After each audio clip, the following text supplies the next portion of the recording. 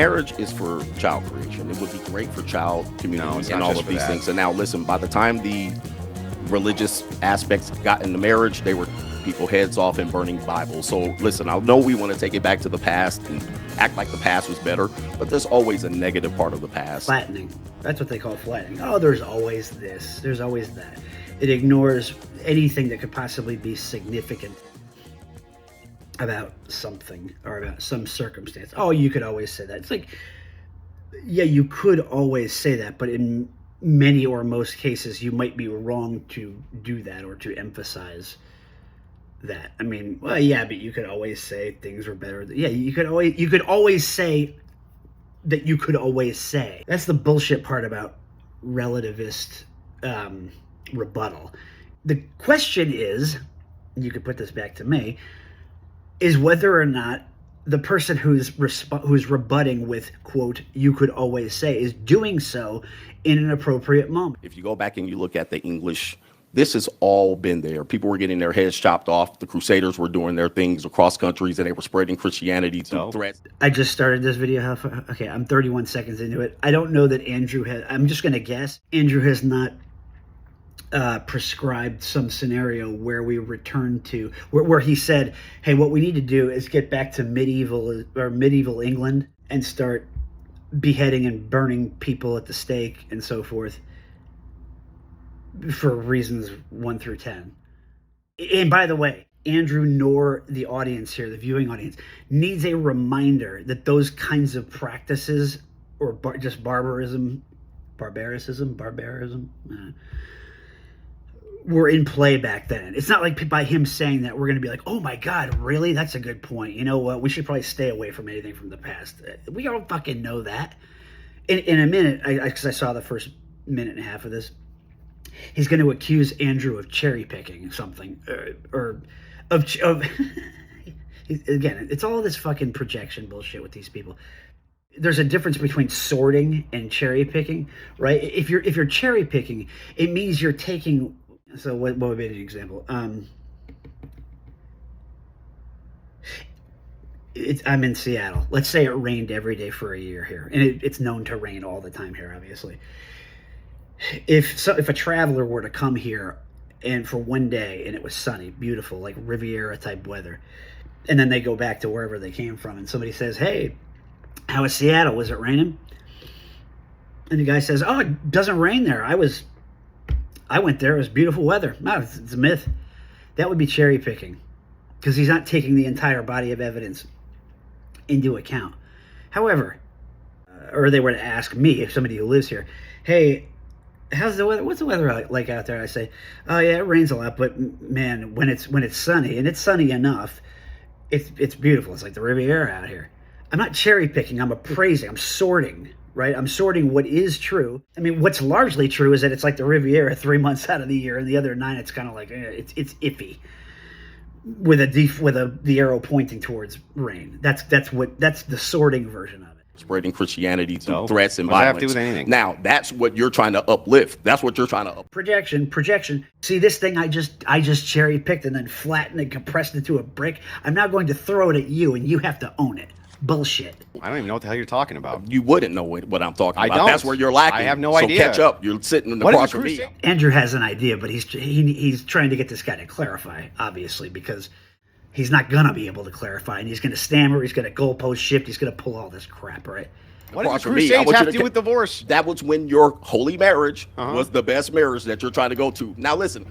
That was when it happened, and that's when this other bad shit happened. Therefore, you're wrong. Nope. Now listen. In the 1950s? Were we crusading in the 1950s? No. What the hell are you talking about? You talked about the institution of marriage for 2,000 years. Yeah. Sir, do you need me to catch you up on what you're talking about? We need to catch you up. I'm superior because I have this longer extending knowledge, and just totally fogged up the issue, which is now, it's not actually confusing to Andrew, but it's also not Andrew's responsibility to like go and rein all that back in. He's going to make this guy do it because he's the one who created it. You're having trouble keeping up with me. Do you know what No, he's not having trouble keeping up with you. Okay, We know precisely what you're doing and why, but we're not going to clean up the mess. Having like trouble 50 years keeping up ago? with me. You said 2,000 years ago. Truly, and your I told you intellect is 2,000 dizzying. years ago, they were chopping people's heads off. Which has what?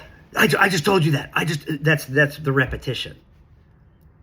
And I just told you that. I just told you. So Andrew's feigning like he's confused, and now maybe he is confused at like why this guy would bother with any of this. Fair enough. So am I. Probably not though. It's just, we all know why, because he's fucking desperate. He doesn't have an argument. That's why.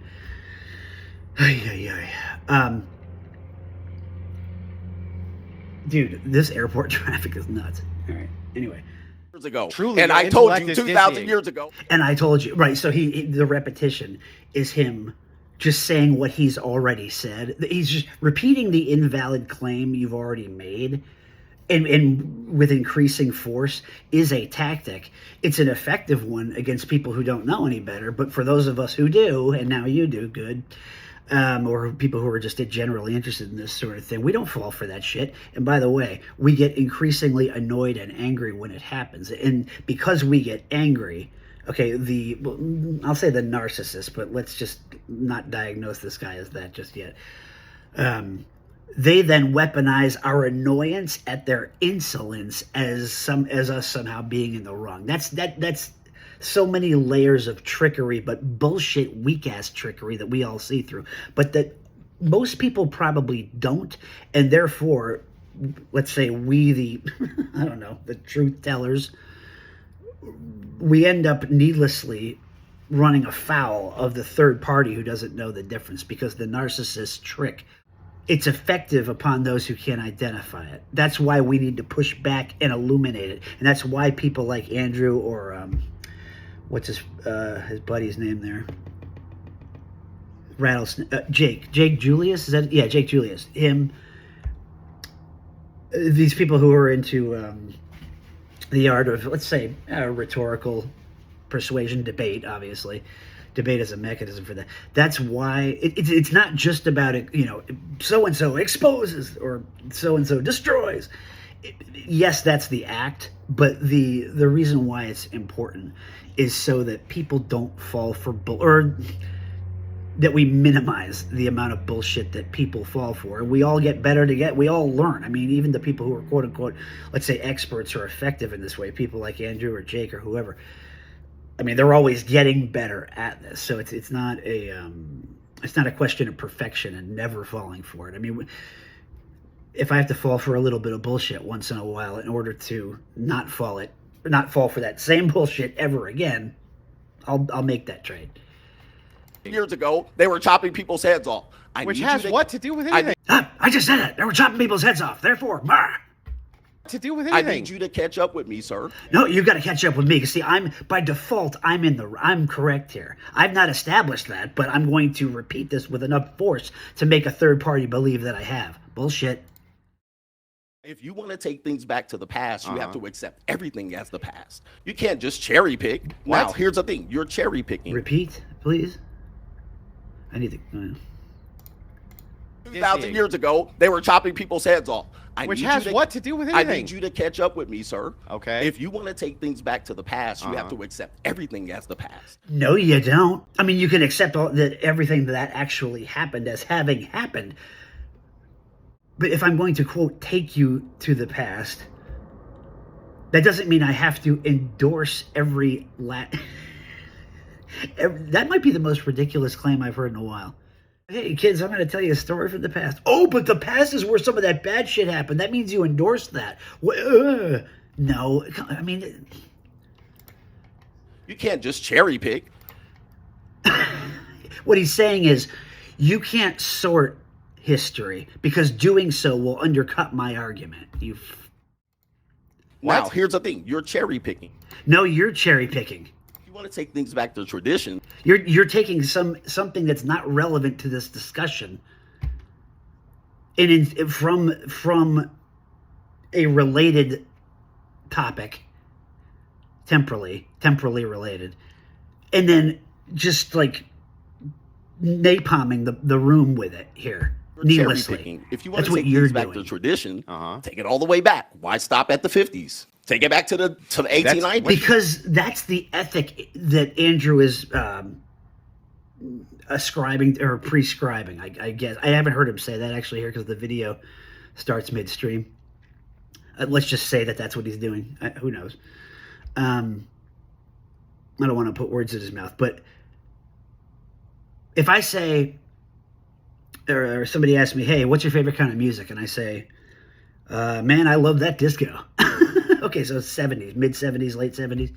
Are they going to then, or should I then expect them to respond with something like, oh, you're going into the past? Well, that means you like late 19th century Baroque music. I mean, you can't just go to disco. You got to like jazz and bebop and all this and fucking Dixieland and all this shit, Tin Pan Alley.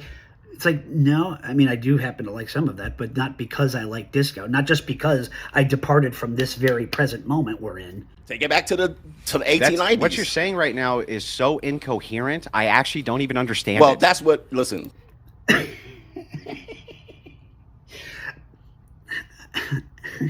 I mean, I think Andrew and you understand the why he's doing it, right? We can predict these moves 10 ahead, right, from a mile away. But the precise illustration of how it's going to play out,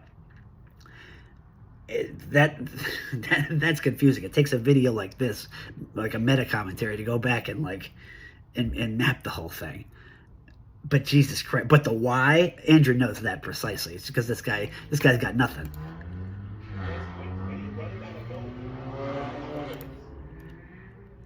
By land and sea and air. Well, it's the last thing you do incoherent. is the shame. All right, I'm not even trying to shame you. It's just incoherent. I need you to catch up with. Okay, so now we're in a debate, and correctly identifying that you're all over the place or you're not making sense. What would it look like if I weren't shaming you? Because if there's nothing in there, if there's no scenario where it couldn't look like that, then I would have no choice but to do that. And by the way, I'm not. Catch up with me. Okay, catch me up. Catch up. Just say you're lacking if you can't keep it up. It's all right, an now here's the problem. It's incoherent. Here's the problem. Here's the problem. I don't know what It's a to problem. tell you. It's a problem. He's just stammering, stalling. Problem you're having. 2,000 years ago, they were chopping heads off. Who gives a shit? Listen, What does that have you to do with said anything? 2,000 years ago. I'm coming up with yours. You're wholly religious 2,000 years ago. It's been a part of What the does that institution. have to do with this? Exactly. Here's the problem. Exactly. You're What? cherry picking. That's the other trick you could use. Again, it's ineffective. It's dumb. But somebody raises a rejection. Andrew, hey, excuse me. What does that have to do with anything? The guy just says exactly. Like it's like failing upward. The more incoherent you are, the less likely anybody is going to bother spending the energy on picking you apart. Because it's like arguing. It's the I can't argue with a 3-year-old logic. It's a decision as an adult to weaponize that. It's like, hey, if I just sound like I'm all over the place, that means he's going to have to chase me all over the place, and he's going to get tired of doing that. So I can wear him down doing that. Nope. Now we're back to this. Cherry picking what? Listen. Listen. Andrew asks him to explain. Cherry picking what? Listen. Goalpost. Listen. I'm the authority.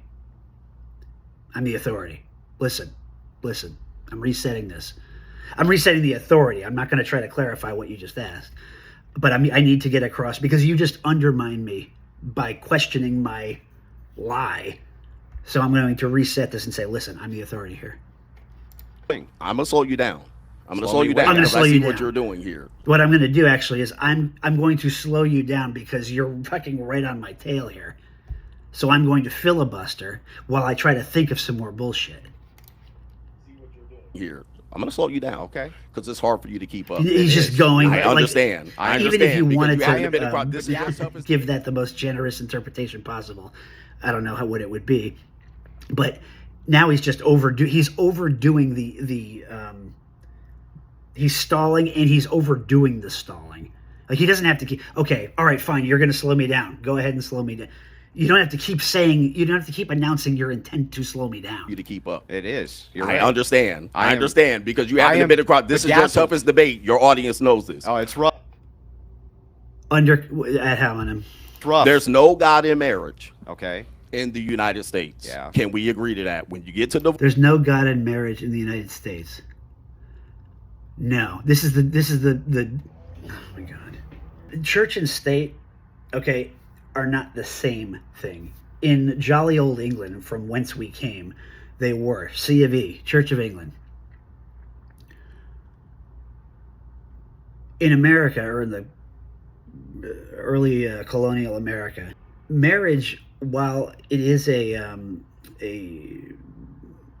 legally binding enterprise, it doesn't mean that doesn't or couldn't have anything to do with God just because the the state that ratifies the marriage is not an agent of God. But it's kind of in there insofar as our system of government law is informed in some way by ethics or morals derived from religion. But it ultimately does reduce to something that it's not simply transactional in the sense that when I sign a credit card receipt, it's transactional, right? There's something more than that to it. If you don't want to say it's religious, fine, but there's something in between ink on a dotted line and spirituality that it is. Okay, so that's in there. But that doesn't mean that in America, that because there's some clause somewhere that says church and state are separate, and there's a big misinterpretation of it, that nothing having to do with marriage would have a religious element because it's ultimately sanctioned by the state. And we agree to that. When you get to divorce, there's no God in marriage. We can't agree to that. We need to agree to it because when you go into divorce court, there's no God. You can't bring in... Well... Talk about a cell phone. In your God, in your Bible, and... Your God, in your Bible. Yeah, keep that out of here. It's like, yeah, don't worry, I will. It's fucking divorce court. That particular point, none of your ecclesiastics marriage works. Okay. Period. You know, I'm going to admit something. I'm not sure what the colloquial deployment of that word actually means. I know that it's a biblical, what is it, a chapter? Yeah, I guess they would call it a chapter. What does invocation of the term ecclesiastics mean in this context?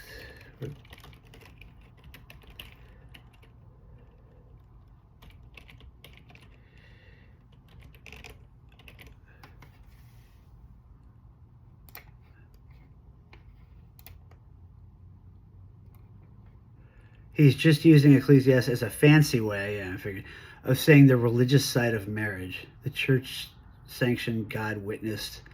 Okay, he's contrasting that with the civil legal. Yeah. None of your ecclesiastics marriage. He means all the religious weight.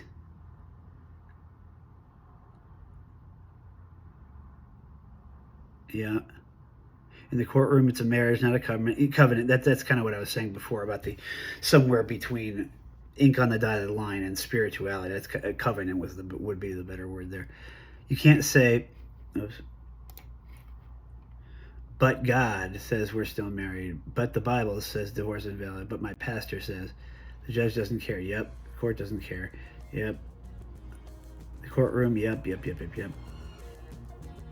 The religious framework of marriage. Ecclesiastics. Somewhat bluntly, the moment you enter a legal dispute, yeah, okay, fine. Yeah, he's right. Yeah, he's... Okay, AI, thank you. I don't need your fucking input on what's right, because you don't know the context of the discussion. He's right insofar as that's a point. One, now I gotta debate the AI. Living it up and loving it. Ooh, feels so good when we're together.